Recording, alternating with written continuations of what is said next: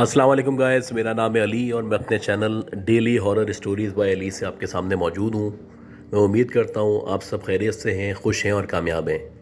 तो जिन लोगों ने अब तक मेरे चैनल को सब्सक्राइब नहीं किया वो इसको सब्सक्राइब कर लें, लाइक करें और अगर हो सके तो शेयर करें। अगर आप अपनी स्टोरीज़ को शेयर करना चाहते हैं तो आपको व्हाट्सएप नंबर दे रहा हूँ, ईमेल एड्रेस दे रहा हूँ। आप व्हाट्सएप कर सकते हैं, ईमेल कर सकते हैं और अगर आप चाहें तो वॉइस की सूरत में रिकॉर्ड करके भेज सकते हैं। लेकिन अगर आप वॉइस पे रिकॉर्ड करें तो बस इस चीज़ की यकीन दहानी कर लें कि जहाँ पे आप रिकॉर्ड कर रहे हैं वहाँ पे किसी भी किस्म का शोर या डिस्ट्रॉशन मौजूद नहीं है। अच्छा गाइस, आज की जो पहली स्टोरी है ये हमें कामरान साहब ने भेजी है और ये बताते हैं कि 2015 और 16 में इनका जो घर था कराची में गुलशन इकबाल में, उसकी कंस्ट्रक्शन हो रही थी और कंस्ट्रक्शन के दौरान ही इनके पेपर्स स्टार्ट हो चुके थे। ये और इनकी बहन जो है वो मैट्रिक के पेपर्स की तैयारी कर रहे थे। अब जाहिर सी बात है, जब कंस्ट्रक्शन वगैरह होती है तो शोर शराबा होता है, डिस्टर्बेंस हो जाती है। तो इनके पेरेंट्स ने यह सोचा था कि 1-1.5 महीने के लिए, क्योंकि इनके पेपर्स भी हो रहे हैं, तो हम कोई घर किराए पे ले लेते हैं और वहाँ पे शिफ्ट हो जाते हैं। जब ये कंस्ट्रक्शन वगैरह कंप्लीट हो जाएगी तो वापस आ जाएंगे। अब इन लोगों ने जो घर लिया था वो इनकी गली में मौजूद था और काफ़ी अरसे से खाली था। अब ये भी यही चाहते थे कि कोई गरीबी घर मिल जाए ताकि ये जो कंस्ट्रक्शन वगैरह हो रही है उसका काम भी चेक कर सकते रहें, उसका फॉलोअप हो सके। क्योंकि नॉर्मली अगर आप दूर कहीं घर ले लेते हैं तो फॉलोअप करना या कंस्ट्रक्शन को देखना या सारे कामों को एक साथ करना बहुत मुश्किल हो जाता है। अब ये बताते हैं जो इन्होंने घर लिया था ये बेसिकली ग्राउंड फ्लोर पे मुश्तमिल था। इसमें 4 कमरे थे, यानी कि 3 सराउंडेड कमरे थे और बीच में एक टीवी लाउंज मौजूद था। ये बताते हैं कि इनकी जो बहन थी उनकी आदत थी कि वो जो भी स्टडीज़ वगैरह करती थी या जो भी पेपर्स की तैयारी करती थी वो नॉर्मली रात को 11 बजे शुरू करती थी और सुबह फजर की अजान तक वो स्टडी करती रहती थी। जब फजर की अजान हो जाती थी जो नमाज़ पढ़ने के बाद वो सो जाया करती थी। जबकि इनकी जो आदत थी वो ये थी कि ये 8 बजे से, यानी कि शाम के 8 बजे से रात के 12-1 बजे तक छत पे स्टडी किया करते थे। अब इनकी ये बहन बताती हैं कि इसी तरह पेपर की तैयारी में मसरूफ़ थी। रात के तकरीबन 12 साढ़े 12 बजे का टाइम था। घर के जितने भी अफराद हैं वो सारे के सारे सो चुके थे और ये जो अकेली हैं वो जाग रही थी और अपने पेपर्स वगैरह की तैयारी कर रही थी। इसी दौरानिए में ये तीनों जो कमरे थे कभी इधर जाती, कभी उधर जाती, कभी वहाँ पे जाती। इसी तरह टहलते टहलते अपनी जो स्टडीज़ थी वो कर रही थी और कुछ साथ में मंचिंग के लिए भी इन्होंने चीज़ें रखी हुई थी अपने पास। ये बताती हैं कि जब मैं वॉक कर रही थी या चल रही थी तो एकदम से मुझे महसूस हुआ जैसे टीवी लाउंज से कोई किसी भी किस्म की मूवमेंट है जो मुझे महसूस हो रही है या कोई आवाज़ है जो मुझे आ रही है। शुरू में मैं समझी कि हो सकता है कोई जानवर हो, कोई कैट वगैरह हो जो वहाँ पे मौजूद हो, लेकिन ये जो घर था ये चारों तरफ से सराउंडेड था, यानी वॉल्स वगैरह मौजूद थी, तो किसी कैट या किसी जानवर के आने का कोई चांस मौजूद नहीं था।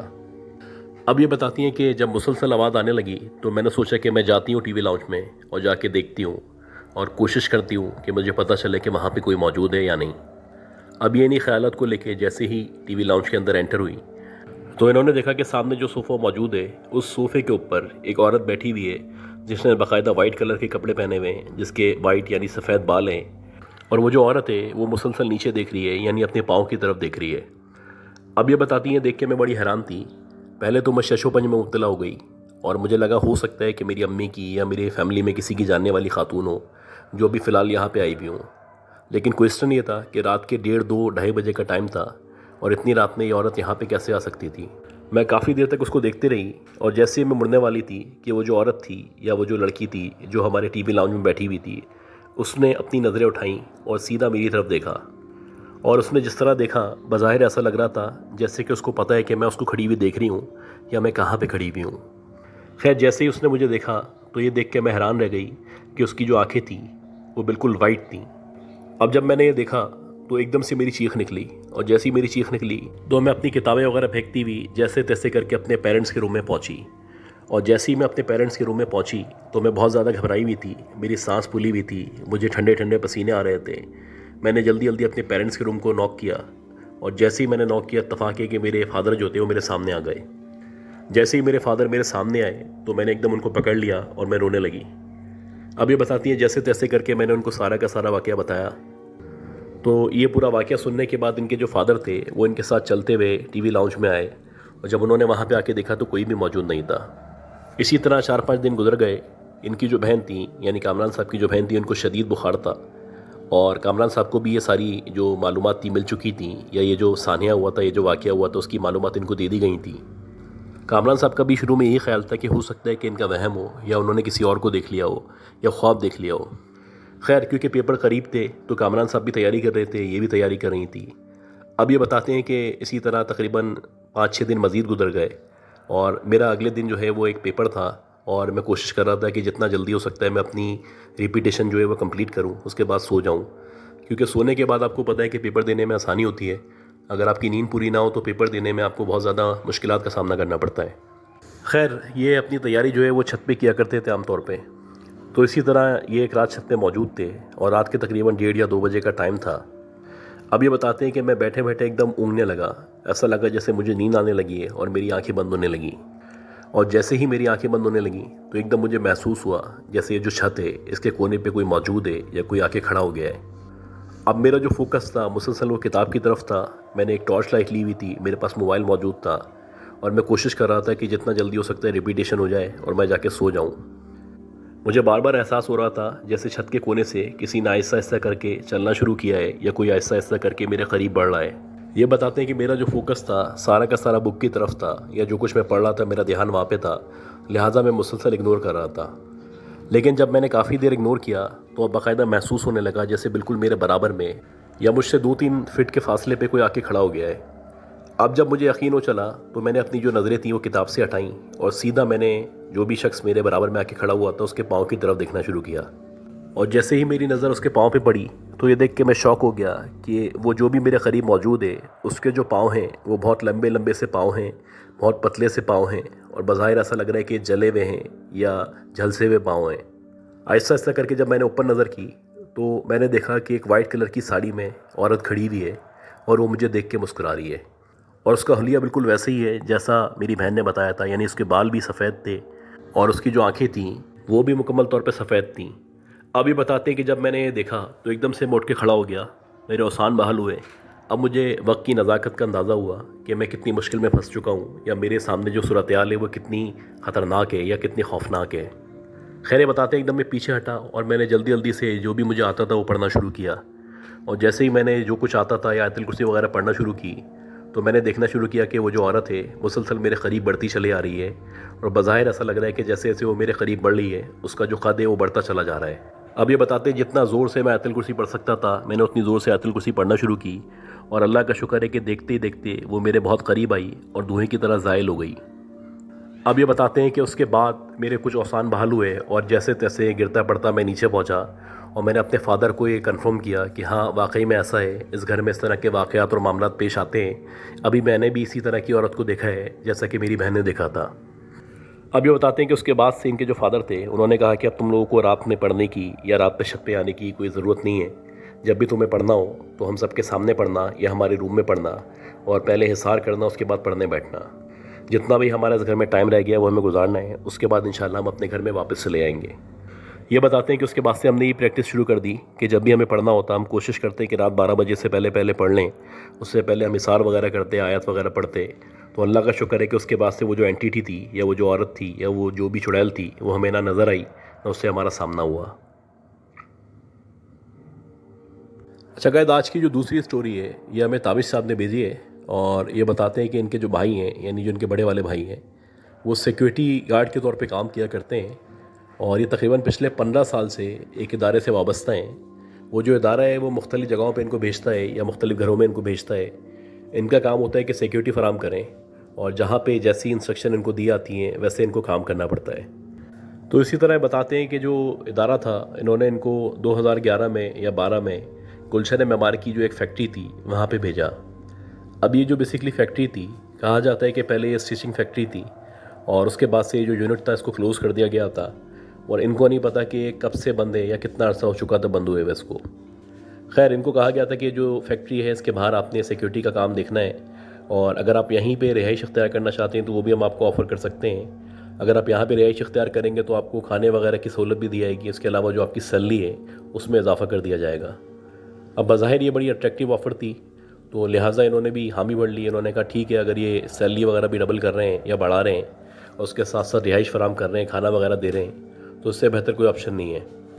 लिहाजा इन्होंने हामी भर ली और उन्होंने कहा ठीक है, आप मुझे रिहाइश वहीं पे फराम कर दें और वहीं पे मैं रहूँगा और हफ़्ते में एक दिन जो भी मुझे मिलेगा तो मैं अपने घर वालों से मिलने आ जाया करूँगा। अब इन्होंने वहाँ पे ज्वाइनिंग दी और ये बताते हैं कि मेरी जो ज़िम्मेदारी थी वो यही थी कि मुझे एक कमरा दिया गया था जो फैक्ट्री के एंड में था। उस कमरे में मुझे रहना था और रात में ख़ास तौर पे रात के 12 से सुबह 8 तक ये जो फैक्ट्री का दरवाज़ा था इसके बाहर मुझे बैठना था। अब ये बताते हैं कि शुरू में 3 4 5 दिन बड़े अच्छे गुजरे, स्मूथ गुजरे, मुझे किसी भी किस्म का कोई एहसास नहीं हुआ, सब कुछ नॉर्मल था और मैं खुश था कि मेरी रिहाइश का भी इंतज़ाम हो चुका है, साथ साथ मेरी सैलरी भी बढ़ चुकी है। इसी तरह की एक रात थी और रात के तकरीबन 2 या 3 बजे का टाइम था। तो ये बताते हैं कि एकदम से मुझे किसी के रोने की, या जैसे कोई कर्रारा होता है या तकलीफ़ में होता है या परेशानी में होता है तो उसके मुंह से जो आवाज़ें निकला करती हैं वैसी आवाज़ें आना शुरू हुई। अब ये जो फैक्ट्री थी या इसका जो महल वकूँ था वो कुछ इस तरह से था कि सराउंडेड कुछ भी मौजूद नहीं था, यानी करीब व जवार में ना कोई और मज़ीद फैक्ट्रीज़ थी, ना कोई मकानात थे। जो भी एरिया था वो मुकम्मल तौर पे वैकेंट था। अब जब इनको इस तरह की रोने की या कराने की आवाज़ आना शुरू हुई तो इन्होंने चारों तरफ देखना शुरू किया और जब काफ़ी गौर किया तो इनको कोई नज़र नहीं आया। अब ये बताते हैं कि जब मुसलसल इधर उधर देखने पे कोई नज़र नहीं आया तो ये मुतमईन हो चुके थे कि मे बी इनका वहम है या इस तरह का इनको फ़ील हो रहा है, इस तरह की कोई एंटिटी या कोई इस तरह की शख्सियत करीब मौजूद नहीं है जहाँ से आवाज़ आ सके। खैर दोबारा ये अपने मोबाइल वगैरह यूज़ करने लगे और अपना जो सिक्योरिटी का काम था वो अंजाम देने लगे। 10-15 मिनट ही मज़ीद गुजरे थे कि एकदम से इनको दोबारा से रोने की आवाज़ आना शुरू हुई। अब ये बताते हैं कि पहले तो एक बंदे की आवाज़ आ रही थी रोने की, अब ऐसा लग रहा था कि बहुत सारे अफराद हैं जो एक साथ रो रहे हैं, यानी कि पूरी की पूरी फैमिली है जो बहुत बुरी तरह रो रही है और यकीनन इन लोगों के साथ कोई साहनिया या वाक़या हो चुका है। अब जब ये पूरी फैमिली के रोने की आवाज़ें आना शुरू हुई तो थोड़ा सा इनको डर लगना शुरू हुआ। जाहिर सी बात है, अकेले में इस तरह की आवाज़ें आएँ तो कोई कितना बहादुर क्यों ना हो वो डर जाएगा। तो ये भी डर गए और फिर इन्होंने आयतुल कुर्सी वगैरह पढ़ना शुरू की। अब ये बताते जब मैंने आयतुल कुर्सी वगैरह पढ़ना शुरू की तो आहिस्ता आहिस्ता करके वो जो आवाज़ें थीं वो आहिस्ता आहिस्ता कम हो गई, बल्कि ख़त्म हो गई। इसी तरह मज़ीद 1-1.5 घंटा गुजर गया और सुबह के तकरीबन 4-4:30 बजे का टाइम था।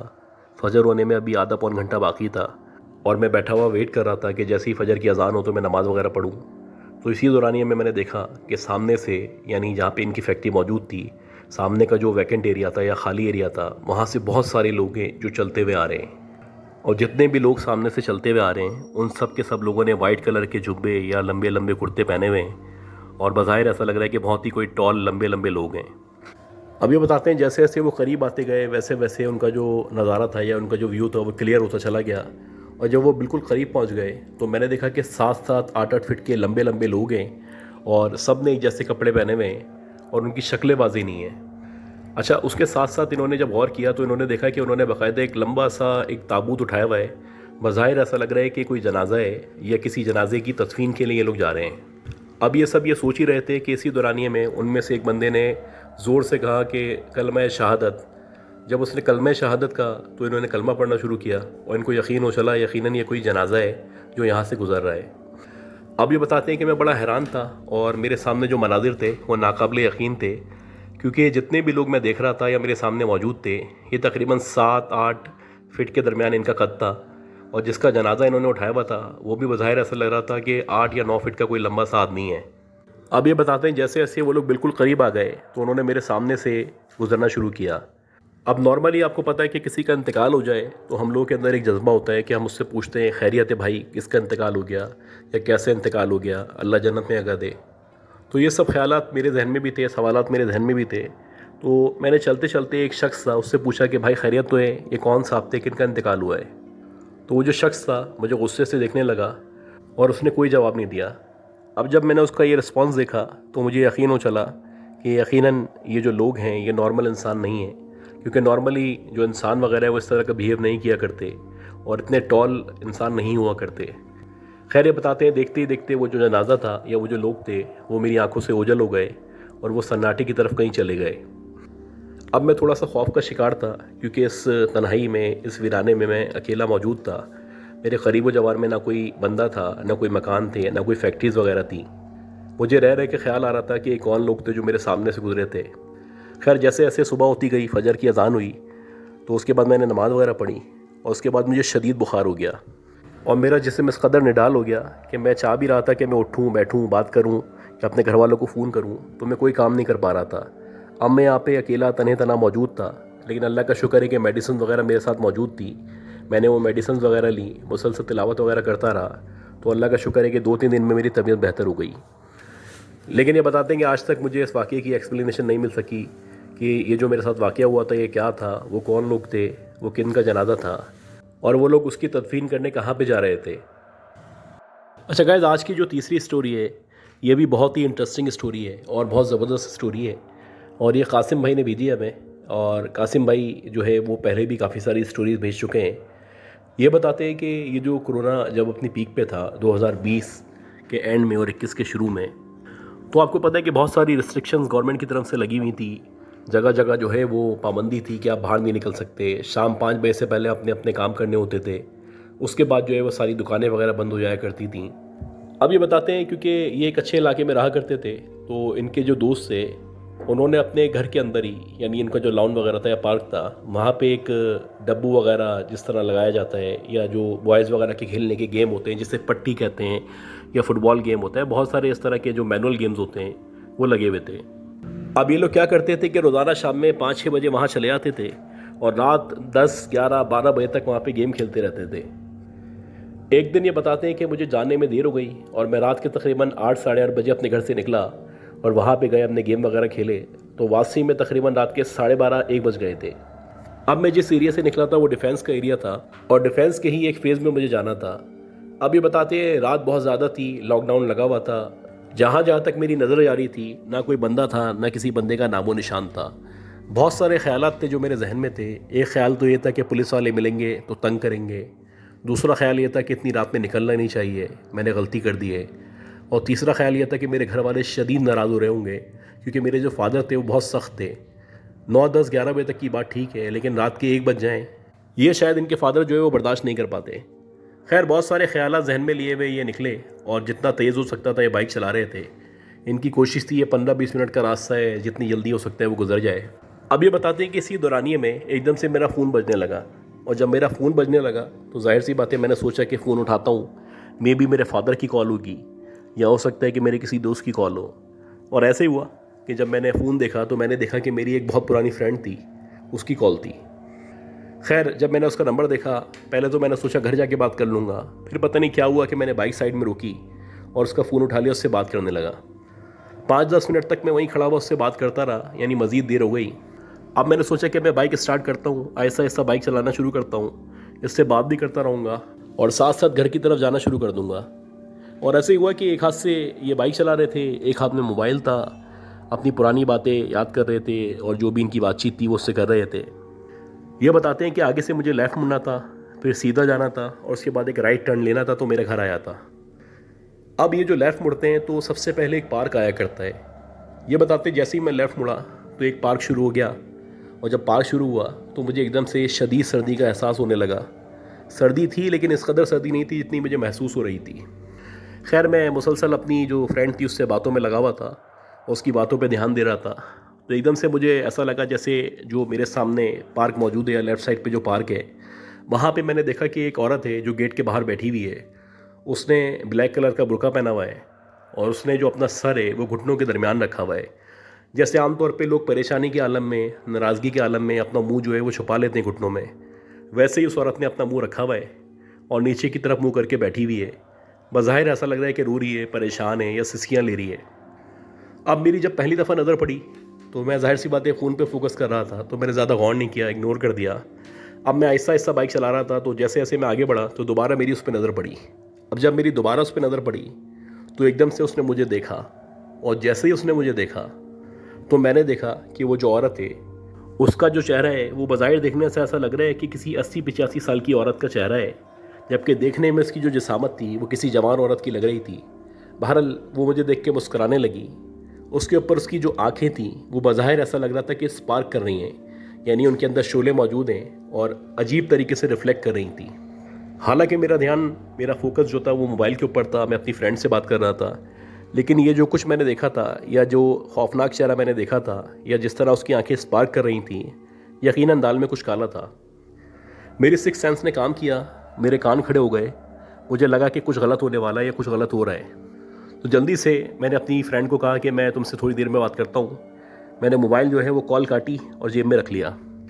अभी बताते हैं जैसे ही मैंने मोबाइल जेब के अंदर रखा तो वो जो लड़की, वो जो औरत वहाँ बैठी हुई थी, जो बज़ाहिर देखने में जवान लग रही थी लेकिन जिसका चेहरा 80-85 साल की औरत की तरह था, वो एकदम अपनी जगह से उठी और जैसे ही वो उठी उसने एक अजीब सी चीख मारी, और वो जो उसने चीख मारी वो इस कदर खौफनाक थी कि मेरे औसान ख़ता हो गए, मेरे हाथ कँपकपाने लगे, ऐसा लग रहा था कि मैं बाइक चला नहीं पाऊँगा, गिर जाऊँगा।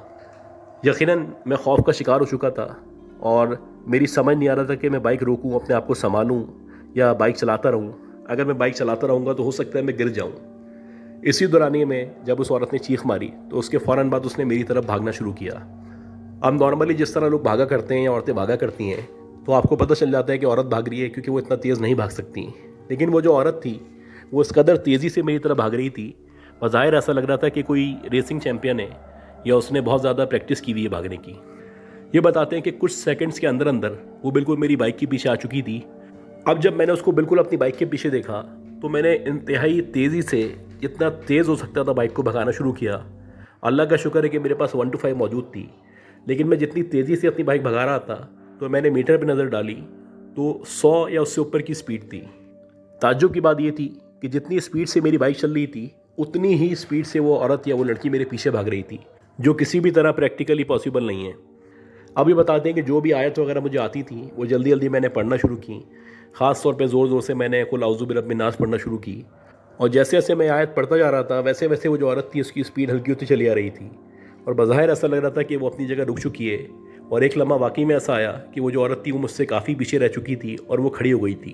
अब मुझे यकीन हो चला था कि ये कोई नॉर्मल औरत नहीं है, क्योंकि कोई भी नॉर्मल औरत इस तरह इस तेज़ी से नहीं भाग सकती थी। खैर, जैसे ही मैंने आयत वगैरह पढ़ी तो अल्लाह का शुक्र है वो अपनी जगह रुक गई और मैं जैसे तैसे करके घर पहुंचा। ये बताते हैं कि उसके बाद से मैंने तौबा कर ली थी कि कभी भी इतनी रात या लेट नाइट इस एरिया में, ख़ास तौर पे इस पार्क के पास से नहीं गुजरूंगा। तो गाइस, मैं उम्मीद करता हूँ जो भी स्टोरीज़ मैंने शेयर की हैं वो आपको पसंद आई होंगी।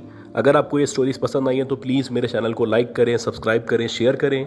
दुआ करें कि अल्लाह हम सबको सेहत दे, ज़िंदगी दे, सलामती दे। अपना ख्याल रखिएगा। अल्लाह हाफ़िज़।